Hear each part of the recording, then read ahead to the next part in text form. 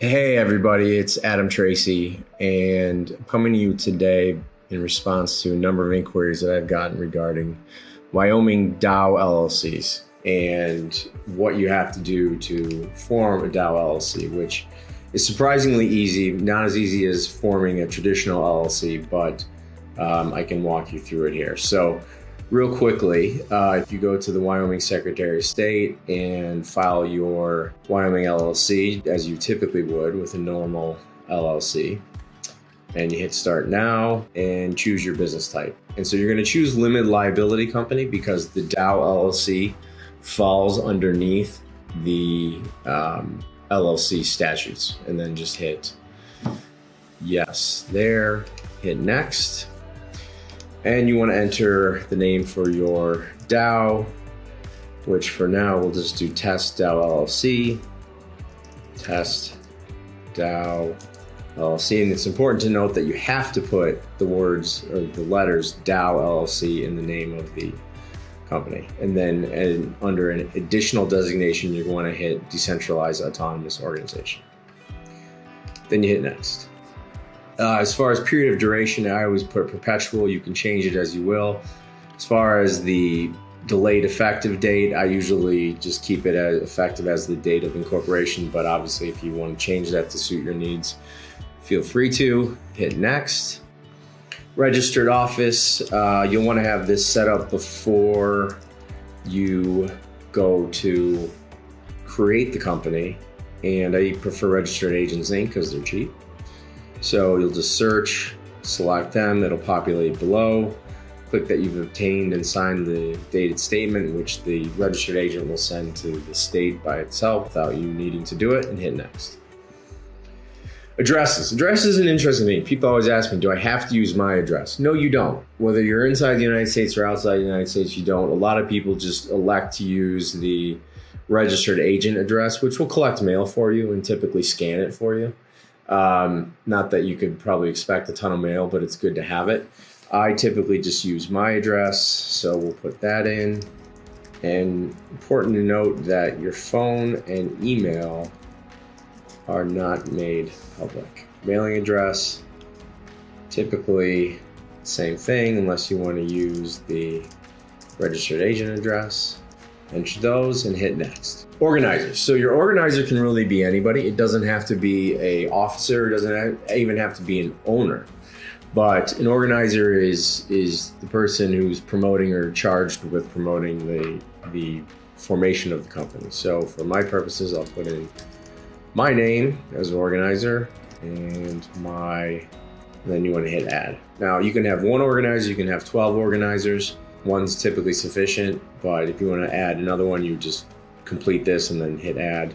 So we'll just hit next. Here's where it gets tricky, the additional articles. And unlike forming a regular LLC, they're not going to tell you what you have to say or do. So you have these sort of three statements that you have to include as additional articles. So first we have a statement that the entity is a decentralized autonomous organization. So what we'll do is we will copy and paste the relevant code citation together with that and hit add. And you can see it pops up down here. Second, a publicly available identifier of any smart contract directly used to manage or facilitate the DAO. And I've talked about this before. A DAO can be member managed or it can be managed by algorithm, right, by smart contract. And my advice would be to always have it managed by smart contract. So we'll take the language from here, copy it, paste it, and then you have to enter like a contract address. And that contract address can be taken from Etherscan, GitHub, you name it, any publicly available website that would have the address. And typically this would be like the contract address for like your governance token or something similar, just for purposes of what we're doing right now.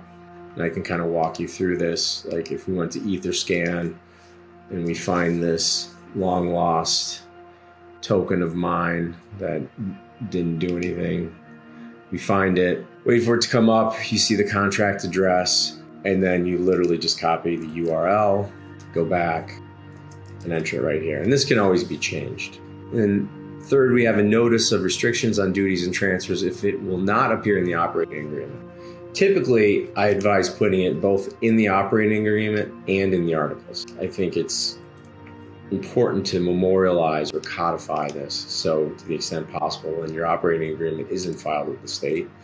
So you're going to want to put this here, click add, and then as a final article that I add, that I've written, that I find to be useful, or I've found to be useful, is a statement that isn't necessarily required by law, but otherwise memorializes and sort of reinforces that the company, the DAO, is algorithmically managed, right? Because that's the key. That's the key is decentralization. The key is not having a centralized management or promoters or anything like that. So this additional statement, I think, while not necessarily required by law, is really important to have. And I'll add this to a blog post, so all these will be available to you. So you have those as additional articles to your articles of an organization.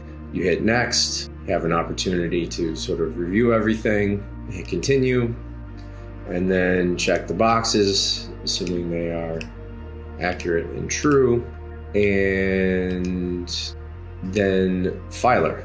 Filer does not have to be anybody. Typically for like when you're talking about, you know, if you want more of a private type formation, something, you know, I'll do is enter my own name as an authorized agent, because this information will be part of public record.